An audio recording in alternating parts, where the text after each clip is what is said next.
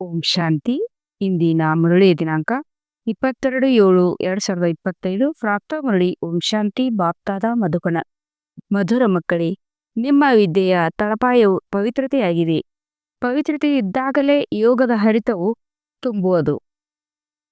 ಯೋಗದ ಹರಿತವಿದ್ದಾಗ ವಾಣಿಯಲ್ಲಿ ಶಕ್ತಿ ಇರುವುದು. ಪ್ರಶ್ನೆ: ನೀವು ಮಕ್ಕಳು ಈಗ ಯಾವ ಸಂಪೂರ್ಣ ಪ್ರಯತ್ನ ಪಡಬೇಕಾಗಿದೆ? ಉತ್ತರ: ತಲೆಯ ಮೇಲೆ ಯಾವ ವಿಕರ್ಮಗಳ ಹೊರೆ ಇದೆಯೋ ಅದನ್ನು ಇಳಿಸಿಕೊಳ್ಳುವ ಸಂಪೂರ್ಣ ಪ್ರಯತ್ನ ಪಡಬೇಕಾಗಿದೆ. ತಂದೆಯ ಮಕ್ಕಳಾಗಿಯೂ ಯಾವುದೇ ವಿಕರ್ಮ ಮಾಡಿದರೆ ಬಹಳ ಜೋರಾಗಿ ಕೆಳಗೆ ಬೀಳುವಿರಿ. ಬ್ರಹ್ಮಕುಮಾರ್ ಕುಮಾರಿಯರ ನಿಂದನೆ ಮಾಡಿಸಿದರೆ, ಯಾವುದೇ ತೊಂದರೆ ಕೊಟ್ಟಿದ್ದೀರೆಂದರೆ ಬಹಳ ಪಾಪ ಆಗುವುದು. ನಂತರ ಜ್ಞಾನವನ್ನು ಕೇಳುವ ಮತ್ತು ಹೇಳುವುದರಿಂದ ಯಾವುದೇ ಲಾಭವಿಲ್ಲ. ಓಂ ಶಾಂತಿ. ಆತ್ಮಿಕ ತಂದೆಯು ಮಕ್ಕಳಿಗೆ, ನೀವು ಪತಿತರಿಂದ ಪಾವನರಾಗಿ ಪಾವನ ಪ್ರಪಂಚದ ಮಾಲೀಕರು ಹೇಗಾಗಬಲ್ಲಿರಿ ಎಂದು ತಿಳಿಸುತ್ತಿದ್ದಾರೆ. ಪಾವನ ಪ್ರಪಂಚಕ್ಕೆ ಸ್ವರ್ಗ ಅಥವಾ ವಿಷ್ಣುಪುರಿ, ಲಕ್ಷ್ಮೀನಾರಾಯಣ ರಾಜ್ಯವೆಂದು ಕರೆಯಲಾಗುತ್ತದೆ. ವಿಷ್ಣು ಅರ್ಥಾತ್ ಲಕ್ಷ್ಮೀನಾರಾಯಣರ ಕಂಬೈನ್ ಚಿತ್ರವನ್ನು ಈ ರೀತಿ ಮಾಡಿದ್ದಾರೆ. ಆದ್ದರಿಂದ ಈ ರೀತಿ ತಿಳಿಸಿಕೊಡಲಾಗುತ್ತದೆ. ಆದರೆ ವಿಷ್ಣುವಿನ ಪೂಜೆ ಮಾಡುವಾಗ ಇವರು ಯಾರೆಂಬುದನ್ನು ಅರಿತುಕೊಳ್ಳುವುದಿಲ್ಲ. ಮಹಾಲಕ್ಷ್ಮಿ ಪೂಜೆ ಮಾಡುತ್ತಾರೆ, ಆದರೆ ಇವರು ಯಾರೆಂಬುದನ್ನು ತಿಳಿದುಕೊಂಡಿಲ್ಲ. ತಂದೆಯು ನೀವು ಮಕ್ಕಳಿಗೆ ಭಿನ್ನ ಭಿನ್ನ ರೂಪದಿಂದ ತಿಳಿಸುತ್ತಾರೆ. ಅದನ್ನು ಚೆನ್ನಾಗಿ ಧಾರಣೆ ಮಾಡಿಕೊಳ್ಳಿ. ಪರಮಾತ್ಮನು ಎಲ್ಲವನ್ನೂ ಅರಿತಿದ್ದಾರೆ. ನಾವು ಏನೆಲ್ಲ ಒಳ್ಳೆಯದು ಕೆಟ್ಟದ್ದನ್ನು ಮಾಡುತ್ತೇವೆಯೋ ಅದನ್ನು ತಿಳಿದುಕೊಂಡಿದ್ದಾರೆ. ಸರ್ವಜ್ಞನಾಗಿದ್ದಾರೆಂದು ಕೆಲವರ ಬುದ್ಧಿಯಲ್ಲಿರುತ್ತದೆ. ಇದಕ್ಕೆ ಅಂಧಶ್ರದ್ಧೆಯ ಭಾವವೆಂದು ಹೇಳಲಾಗುತ್ತದೆ. ಭಗವಂತನು ಈ ಮಾತುಗಳನ್ನು ಅರಿತುಕೊಂಡೇ ಇಲ್ಲ. ನೀವು ಮಕ್ಕಳು ತಿಳಿದುಕೊಂಡಿದ್ದೀರಿ. ಭಗವಂತನಂತೂ ಪತಿತರನ್ನು ಪಾವನ ಮಾಡುವವರಾಗಿದ್ದಾರೆ. ಪಾವನರನ್ನಾಗಿ ಮಾಡಿ ಸ್ವರ್ಗದ ಮಾಲೀಕರನ್ನಾಗಿ ಮಾಡುತ್ತಾರೆ. ಇದರಲ್ಲಿ ಯಾರು ಚೆನ್ನಾಗಿ ಓದುವರೋ ಅವರು ಶ್ರೇಷ್ಠ ಪದವಿಯನ್ನು ಪಡೆಯುತ್ತಾರೆ. ಆದರೆ ತಂದೆಯು ಎಲ್ಲರ ಮನಸ್ಸುಗಳನ್ನು ಅರಿತುಕೊಂಡಿದ್ದಾರೆಂದು ತಿಳಿಯಬಾರದು. ಇದಕ್ಕೆ ಬುದ್ಧಿಹೀನತೆ ಎಂದು ಹೇಳಲಾಗುವುದು. ಮನುಷ್ಯರು ಯಾವ ಕರ್ಮವನ್ನು ಮಾಡುವರೋ ಅದರ ಫಲವಾಗಿ ಕೆಟ್ಟದ್ದು ಅಥವಾ ಒಳ್ಳೆಯದು ಡ್ರಾಮಾನುಸಾರ ಅವರಿಗೆ ಸಿಗುತ್ತದೆ. ಇದರಲ್ಲಿ ತಂದೆಯ ಯಾವುದೇ ಸಂಬಂಧವಿಲ್ಲ. ತಂದೆಯಂತೂ ಎಲ್ಲರ ಹೃದಯಗಳನ್ನು ತಿಳಿದುಕೊಂಡಿದ್ದಾರೆ ಎಂಬ ಸಂಕಲ್ಪವನ್ನೆಂದೂ ಮಾಡಬಾರದು. ಅನೇಕರು ವಿಕಾರದಲ್ಲಿ ಹೋಗುತ್ತಾ ಪಾಪ ಮಾಡುತ್ತಾ ಇರುತ್ತಾರೆ ಮತ್ತು ಇಲ್ಲಿ ಅಥವಾ ಸೇವಾ ಕೇಂದ್ರದಲ್ಲಿ ಬಂದು ಬಿಡುತ್ತಾರೆ. ತಂದೆಗಂತೂ ಎಲ್ಲವೂ ತಿಳಿದಿದೆ ಎಂದು ತಿಳಿಯುತ್ತಾರೆ. ಆದರೆ ತಂದೆ ಹೇಳುತ್ತಾರೆ, ನಾನು ಈ ವ್ಯವಹಾರ ಮಾಡುವುದಿಲ್ಲ. ಸರ್ವಜ್ಞ ಅರ್ಥಾತ್ ಎಲ್ಲರ ಹೃದಯಗಳನ್ನು ಹೊಕ್ಕು ನೋಡುವವರೆಂಬ ಶಬ್ದವು ತಪ್ಪಾಗಿದೆ. ಪತಿತ ಪಾವನ ಬಂದು ನಮ್ಮನ್ನು ಪಾವನ ಮಾಡಿರಿ, ಸ್ವರ್ಗದ ಮಾಲೀಕರನ್ನಾಗಿ ಮಾಡಿ ಎಂದು ನೀವು ತಂದೆಯನ್ನು ಕರೆಯುತ್ತೀರಿ. ಏಕೆಂದರೆ ಜನ್ಮ ಜನ್ಮಾಂತರಗಳ ಪಾಪವು ತಲೆಯ ಮೇಲೆ ಬಹಳಷ್ಟಿದೆ. ಈ ಜನ್ಮದ್ದು ಇದೆ. ಈ ಜನ್ಮದ ಪಾಪಗಳನ್ನು ತಿಳಿಸುತ್ತಾರೆ. ಅನೇಕರು ಇಂಥ ಪಾಪಗಳನ್ನು ಮಾಡಿದ್ದಾರೆ. ಅವರು ಪಾವನರಾಗುವುದೇ ಬಹಳ ಪರಿಶ್ರಮವಾಗುತ್ತದೆ. ಮುಖ್ಯ ಮಾತು ಪಾವನರಾಗುವುದಾಗಿದೆ. ವಿದ್ಯೆಯು ಬಹಳ ಸಹಜವಾಗಿದೆ. ಆದರೆ ವಿಕರ್ಮಗಳ ಹೊರೆಯನ್ನು ಹೇಗೆ ಇಳಿಸಿಕೊಳ್ಳುವುದು? ಅದರ ಪ್ರಯತ್ನ ಪಡಬೇಕು. ಇಂಥವರು ಅನೇಕರಿದ್ದಾರೆ. ಬಹಳ ಪಾಪ ಮಾಡುತ್ತಾರೆ, ಡಿಸ್ಸರ್ವಿಸ್ ಮಾಡುತ್ತಾರೆ. ಬ್ರಹ್ಮಕುಮಾರ್ ಕುಮಾರಿಯರ ಆಶ್ರಮಕ್ಕೆ ತೊಂದರೆ ಕೊಡುವ ಪ್ರಯತ್ನ ಪಡುತ್ತಾರೆ. ಇದರಿಂದ ಬಹಳ ಪಾಪವಾಗುತ್ತದೆ. ಈ ಪಾಪವು ಅನ್ಯರಿಗೆ ಜ್ಞಾನ ತಿಳಿಸುವುದರಿಂದಲೂ ಕಳೆಯುವುದಿಲ್ಲ. ಪಾಪವು ಕಳೆಯುವುದೇ ಯೋಗದಿಂದ. ಮೊದಲು ಯೋಗದ ಪೂರ್ಣ ಪುರುಷಾರ್ಥ ಮಾಡಬೇಕು. ಈಗಲೇ ಅನ್ಯರಿಗೆ ಬಾಣವು ನಾಟುವುದು. ಮೊದಲು ಪವಿತ್ರ ಆಗಬೇಕು, ಯೋಗವಿರಬೇಕು. ಆಗ ವಾಣಿಯಲ್ಲೂ ಶಕ್ತಿ ತುಂಬುವುದು. ಇಲ್ಲದಿದ್ದರೆ ಭಲೆ ಅನ್ಯರಿಗೆ ಎಷ್ಟಾದರೂ ತಿಳಿಸಿರಿ, ಆದರೆ ಯಾರ ಬುದ್ಧಿಗೂ ಸ್ಪರ್ಶಿಸುವುದಿಲ್ಲ. ಬಾಣವು ನಾಟುವುದಿಲ್ಲ. ಜನ್ಮ ಜನ್ಮಾಂತರದ ಪಾಪವಿದೆಯಲ್ಲವೇ? ಈಗ ಯಾವ ಪಾಪ ಮಾಡುವಿರೋ ಅದು ಜನ್ಮ ಜನ್ಮಾಂತಕ್ಕಿಂತಲೂ ಬಹಳಷ್ಟು ಆಗಿಬಿಡುತ್ತದೆ. ಆದ್ದರಿಂದಲೇ ಸದ್ಗುರುವಿನ ನಿಂದಕರಿಗೆ ನೆಲೆ ಇಲ್ಲವೆಂದು ಗಾಯನವಿದೆ. ಇವರು ಸತ್ಯ ತಂದೆ, ಸತ್ಯ ಶಿಕ್ಷಕ, ಸದ್ಗುರು ಆಗಿದ್ದಾರೆ. ತಂದೆಯ ತಿಳಿಸುತ್ತಾರೆ, ಬ್ರಹ್ಮಕುಮಾರ್ ಕುಮಾರಿಯರ ನಿಂದನೆ ಮಾಡಿಸುವವರಿಗೂ ಸಹ ಪಾಪವು ಬಹಳ ಭಾರಿಯಾಗಿದೆ. ಮೊದಲು ಸ್ವಯಂ ತಾವು ಪಾವನರಾಗಿ ಬೇರೆಯವರಿಗೆ ತಿಳಿಸಲು ಬಹಳ ಉತ್ಸಾಹವಿರುತ್ತದೆ. ಆದರೆ ಯೋಗವು ನೈಯಾಪೈಸದಷ್ಟು ಇರುವುದಿಲ್ಲ.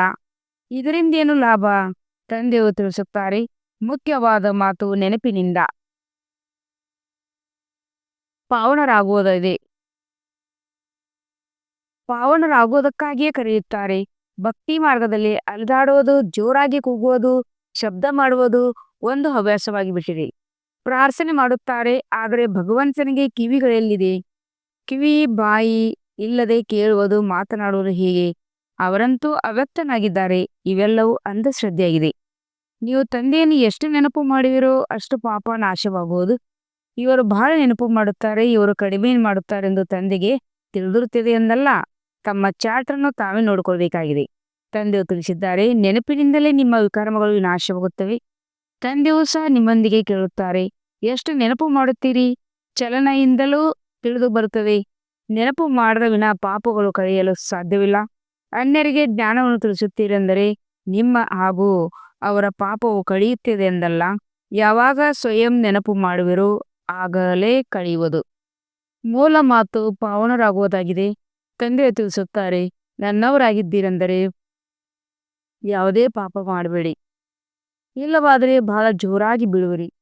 ನಾವಂತೂ ಒಳ್ಳೆಯ ಪದವಿಯನ್ನು ಪಡೆಯುತ್ತೇವೆಂದು ಕೇವಲ ಭರವಸೆಯನ್ನು ಇಟ್ಟುಕೊಳ್ಳಬೇಡಿ. ಪ್ರದರ್ಶನೆಯಲ್ಲಿಯೂ ಸಹ ಅನೇಕರಿಗೆ ತಿಳಿಸಿದರೆ ಸಾಕು, ನಾವು ಬಹಳ ಸರ್ವಿಸ್ ಮಾಡಿದ್ದೇವೆಂದು ಖುಷಿಯಾಗಿ ಬಿಡುತ್ತಾರೆ.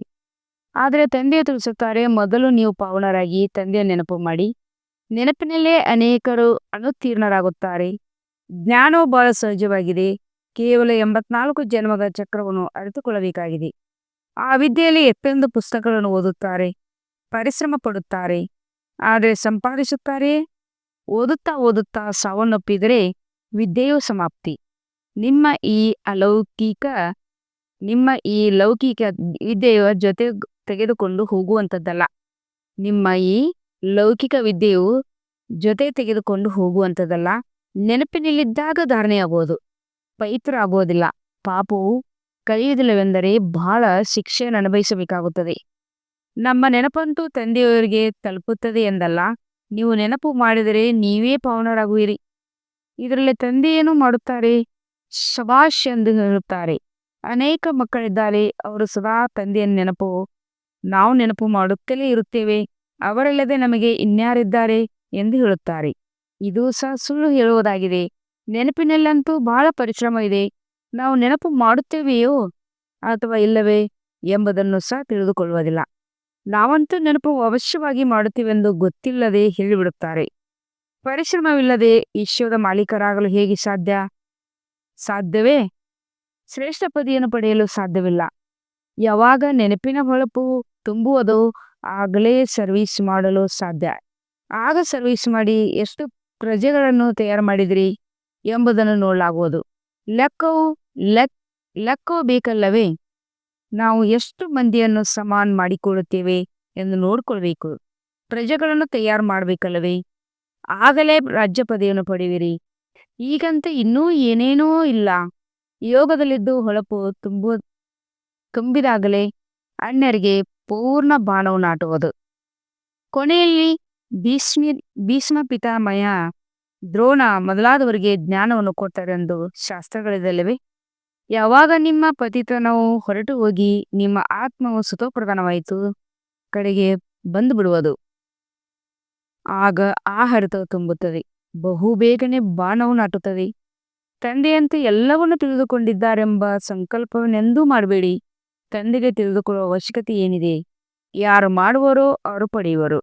ತಂದೆಯು ಸಾಕ್ಷಿಯಾಗಿ ನೋಡುತ್ತಿರುತ್ತಾರೆ. ಬಾಬಾ, ನಾವು ಇಂಥ ಜಾಗದಲ್ಲಿ ಹೋಗಿ ಸರ್ವಿಸ್ ಮಾಡಿದೆವು ಎಂದು ತಂದೆಗೆ ಪತ್ರ ಬರೆಯುತ್ತಾರೆ. ಆದರೆ ತಂದೆ ಕೇಳುವುದು, ಮೊದಲು ನೀವು ನೆನಪಿನ ಯಾತ್ರೆಯಲ್ಲಿ ತತ್ಪರರಾಗಿದ್ದೀರಾ? ಮೊದಲು ಮುಖ್ಯ ಮಾತೇನು ಇದಾಗಿದೆ, ಅನ್ಯ ಸಂಘಗಳನ್ನು ಬಿಟ್ಟು ಒಬ್ಬ ತಂದೆಯ ಸಂಘ ಮಾಡಿ ದೇಹಿ ಅಭಿಮಾನಿಗಳಾಗಿರಿ. ಮನೆಯಲ್ಲಿದ್ದರೂ ಸಹ ತಿಳಿದುಕೊಳ್ಳಬೇಕಾಗಿದೆ, ಇದು ಹಳೆಯ ಪ್ರಪಂಚ, ಈ ಹಳೆಯ ದೇಹವಾಗಿದೆ. ಇದೆಲ್ಲವೂ ಸಮಾಪ್ತಿಯಾಗುವುದಿದೆ. ನಮ್ಮ ಕೆಲಸವಿರುವುದೇ ತಂದೆ ಮತ್ತು ಆಸ್ತಿಯೊಂದಿಗೆ. ಗೃಹಸ್ಥ ವ್ಯವಹಾರದಲ್ಲಿ ಇರಬೇಡಿ, ಯಾರೊಂದಿಗೆ ಮಾತನಾಡಬೇಡಿ ಎಂದು ತಂದೆಯೇನು ಹೇಳುವುದಿಲ್ಲ. ಮದುವೆಗೆ ಹೋಗುವುದೇ ಎಂದು ತಂದೆಯನ್ನು ಕೇಳುತ್ತಾರೆ. ಅದಕ್ಕೆ ತಂದೆಯು ತಿಳಿಸುತ್ತಾರೆ, ಬಲೆ ಹೋಗಿರಿ, ಅಲ್ಲಿಯೂ ಸರ್ವಿಸ್ ಮಾಡಿ. ಬುದ್ಧಿ ಹೋಗುವ ಶಿವತಂದೆಯೊಂದಿಗಿರಲಿ. ಜನ್ಮ ಜನ್ಮಾಂತರದ ವಿಕರ್ಮಗಳು ನೆನಪಿನಿಂದಲೇ ಭಸ್ಮವಾಗುತ್ತವೆ. ಇಲ್ಲಿಯೂ ಸಹ ಒಂದು ವೇಳೆ ವಿಕರ್ಮ ಮಾಡುತ್ತೀರೆಂದರೆ ಬಹಳ ಶಿಕ್ಷೆಯನ್ನು ಅನುಭವಿಸಬೇಕಾಗುವುದು.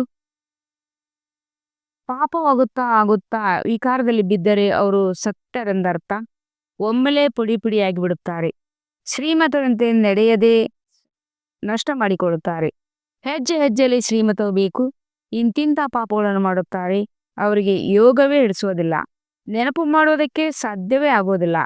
ಆಗ ಹೋಗಿ ಯಾರಿಗಾದರೂ ಭಗವಂತನು ಬಂದಿದ್ದಾರೆ, ಆದರೆ ಅವರಿಂದ ಆಸ್ತಿಯನ್ನು ತೆಗೆದುಕೊಳ್ಳಿ ಎಂದು ಹೇಳಿದರೆ ಅವರು ನಂಬುವುದಿಲ್ಲ, ಬಾಣವೂ ನಾಟುವುದಿಲ್ಲ. ತಂದೆ ಹೇಳಿದ್ದಾರೆ, ಮೊದಲು ಭಕ್ತರಿಗೆ ಜ್ಞಾನವನ್ನು ತಿಳಿಸಿ, ವ್ಯರ್ಥವಾಗಿ ಯಾರಿಗೂ ಹೇಳಬೇಡಿ, ಇಲ್ಲವಾದರೆ ಇನ್ನೂ ನಿಂದನೆ ಮಾಡಿಸುತ್ತೀರಿ. ಕೆಲವು ಮಕ್ಕಳು ತಂದೆಯೊಂದಿಗೆ ಕೇಳುತ್ತಾರೆ, ಬಾಬಾ ನಮಗೆ ದಾನ ಮಾಡುವ ಹವ್ಯಾಸವಿದೆ, ಈಗಂತೂ ಜ್ಞಾನದಲ್ಲಿ ಬಂದಿದ್ದೇವೆ ಅಂದಾಗ ಏನು ಮಾಡೋದು? ತಂದೆಗೆ ಸಲಹೆ ನೀಡುತ್ತಾರೆ, ಮಕ್ಕಳೇ, ಬಡವರಿಗೆ ದಾನ ಮಾಡುವವರಂತೂ ಅನೇಕರಿದ್ದಾರೆ, ಹಸಿವಿನಿಂದ ಬಳಲುವುದಿಲ್ಲ. ಫಕೀರರ ಬಳಿ ಬಹಳಷ್ಟು ಹಣವಿರುತ್ತದೆ. ಆದ್ದರಿಂದ ಇವೆಲ್ಲ ಮಾತುಗಳಿಂದ ನಿಮ್ಮ ಬುದ್ಧಿಯು ದೂರವಾಗಬೇಕು. ದಾನ ಇತ್ಯಾದಿಗಳಲ್ಲಿ ಬಹಳ ಎಚ್ಚರಿಕೆಯಿಂದಿರಬೇಕು. ಅನೇಕರು ಇಂತಿಂಥ ಕೆಲಸಗಳನ್ನು ಮಾಡುತ್ತಾರೆ, ಮಾತೇ ಕೇಳಬೇಡ.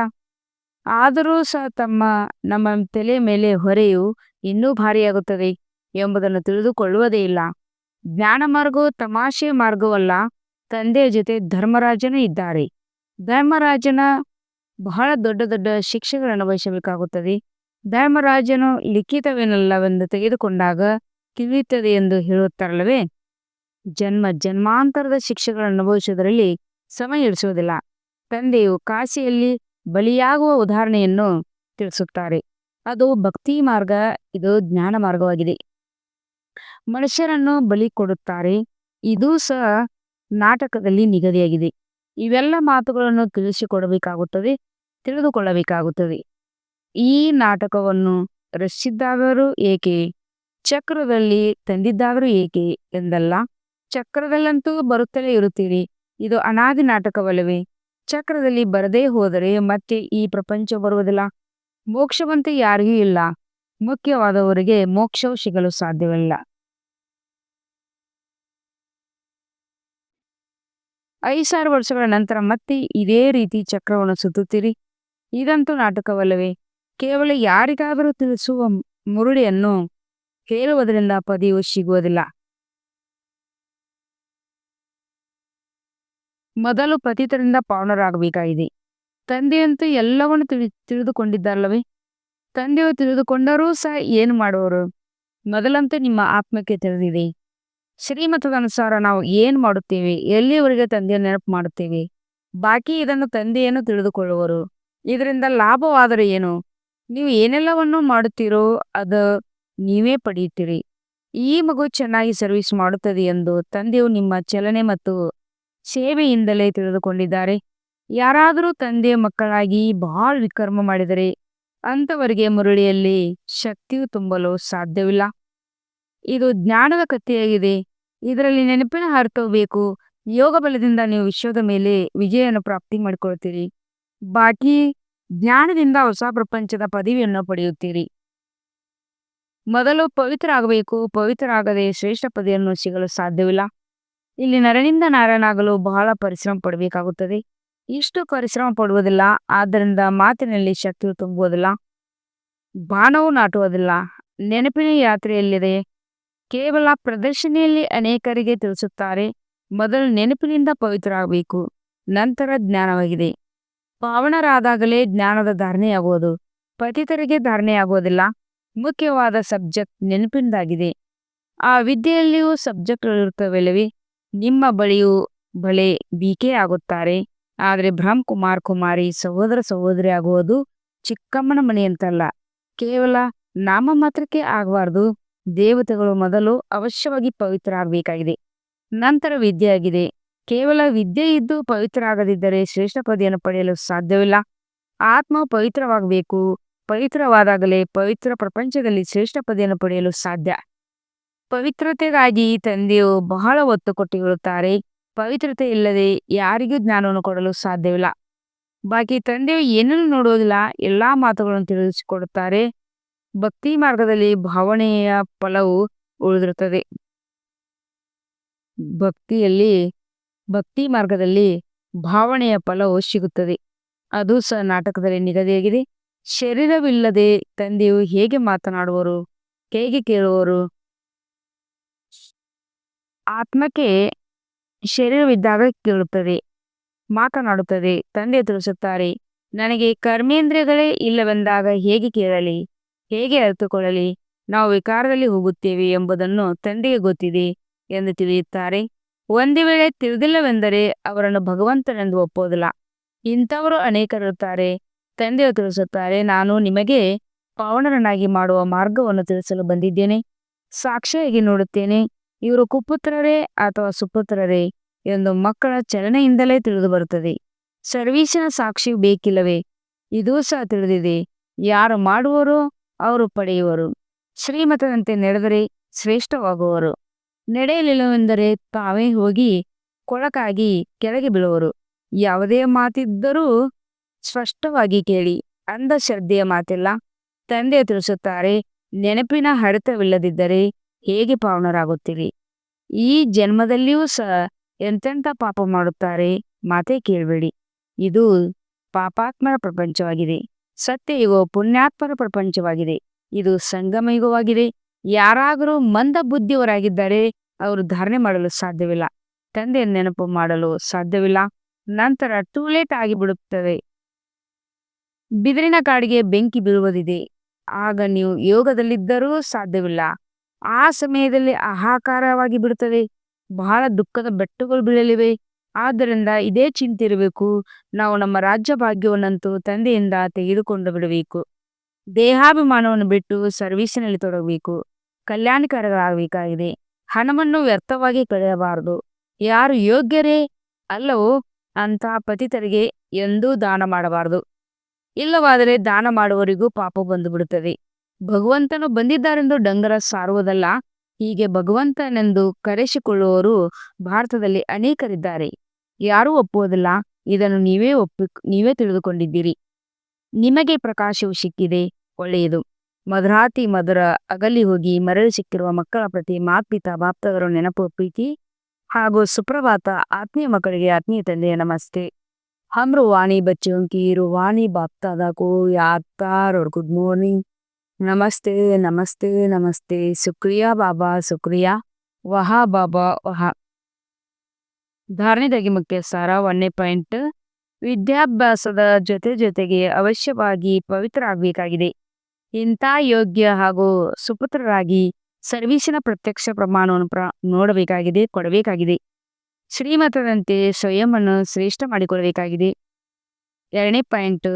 ಸ್ಥೂಲಧನವನ್ನು ಸಹ ವ್ಯರ್ಥವಾಗಿ ಕಳೆಯಬಾರದು. ಪತಿತರಿಗೆ ದಾನ ಮಾಡಬಾರದು. ಜ್ಞಾನಧನವನ್ನು ಸಹ ಯೋಗ್ಯರನ್ನು ನೋಡಿ ದಾನ ಮಾಡಬೇಕು. ವರದಾನ. ಹಳೆಯ ಸಂಸ್ಕಾರಗಳಿಗೆ ಅಗ್ನಿ ಸಂಸ್ಕಾರ ಮಾಡುವಂತ ಸತ್ಯ ಮರ್ಜೀವ ಭವ. ಹೇಗೆ ಮರಣ ಹೊಂದಿದ ನಂತರ ಶರೀರ ಸಂಸ್ಕಾರ ಮಾಡಲಾಗುತ್ತೆ, ಅದರಿಂದ ನಾಮರೂಪ ಸಮಾಪ್ತಿಯಾಗಿ ಬಿಡುವುದು. ಅದೇ ರೀತಿ ತಾವು ಮಕ್ಕಳು ಯಾವಾಗ ಮರ್ಜೀವ ಆಗುವಿರಿ, ಆಗ ಭಲೆ ಶರೀರ ಅದೇ ಇರುತ್ತೆ. ಆದರೆ ಹಳೆಯ ಸಂಸ್ಕಾರಗಳು, ಸ್ಮೃತಿಗಳು ಹಾಗೂ ಸ್ವಭಾವಗಳ ಸಂಸ್ಕಾರ ಬಿಡುವಿರಿ. ಸಂಸ್ಕಾರ ಮಾಡಿದಂಥ ಮನುಷ್ಯ ಮತ್ತೆ ಎದುರಿಗೆ ಬಂದರೆ ಅದಕ್ಕೆ ಭೂತ ಎಂದು ಕರೆಯಲಾಗುವುದು. ಅದೇ ರೀತಿ ಇಲ್ಲೂ ಸಹ ಒಂದು ವೇಳೆ ಯಾವುದೇ ಸಂಸ್ಕಾರ ಮಾಡಿದಂಥ ಸಂಸ್ಕಾರ ಜಾಗೃತವಾದರೆ ಆಗ ಇದು ಸಹ ಮಾಯೆ ಭೂತವಾಗಿದೆ. ಈ ಭೂತಗಳನ್ನು ಓಡಿಸಿ ಇವುಗಳ ವರ್ಣನೆಯನ್ನು ಸಹ ಮಾಡಬೇಡಿ. ಶ್ಲೋಗನ್. ಕರ್ಮಭೋಗದ ವರ್ಣನೆ ಮಾಡಲು ಬದಲು ಕರ್ಮಯೋಗದ ಸ್ಥಿತಿಯ ವರ್ಣನೆ ಮಾಡುತ್ತೀರಿ. ಕರ್ಮ ಭೋಗದ ವರ್ಣನೆ ಮಾಡುವ ಬದಲು ಕರ್ಮಯೋಗದ ಸ್ಥಿತಿಯ ವರ್ಣನೆ ಮಾಡುತ್ತೀರಿ. ಅಗತ್ಯ ಸೂಚನೆ. ಸಂಕಲ್ಪ ಶಕ್ತಿಯನ್ನು ಜಮಾ ಮಾಡಿ ಶ್ರೇಷ್ಠ ಸೇವೆಗೆ ನಿಮಿತ್ತರಾಗಿ. ಹೇಗೆ? ರಾಜ ಸ್ವಯಂ ಯಾವುದೇ ಕಾರ್ಯ ಮಾಡುವುದಿಲ್ಲ, ಮಾಡಿಸುತ್ತಾನೆ. ಮಾಡುವಂತ ರಾಜ್ಯ ಕಾರೋಬಾರ ಭಿನ್ನವಾಗಿರುತ್ತದೆ. ಒಂದು ವೇಳೆ ರಾಜ್ಯ ಕಾರೋಬಾರ ಸರಿಯಾಗಿಲ್ಲ ಎಂದರೆ ರಾಜ ಏರುಪೇರು ಆಗುತ್ತದೆ. ಇದೇ ರೀತಿ ಆತ್ಮವು ಸಹ ಮಾಡಿಸುವಂತದ್ದಾಗಿದೆ. ಮಾಡುವರು ವಿಶೇಷ. ಈ ತ್ರಿಮೂರ್ತಿ ಶಕ್ತಿಗಳು ಮನಸ್ಸು, ಬುದ್ಧಿ ಹಾಗೂ ಸಂಸ್ಕಾರ ಆಗಿದೆ. ಮೊದಲು ಇವುಗಳ ಮೇಲೆ ರೂಲಿಂಗ್ ಪವರ್ ಇರಬೇಕು. ಆಗ ಈ ಸಾಕಾರ ಕರ್ಮೇಂದ್ರಗಳು ಸತತವಾಗಿ ಸರಿಯಾದ ದಾರಿಯ ಮೇಲೆ ನಡೆಯುವುದು. ಓಂ ಶಾಂತಿ.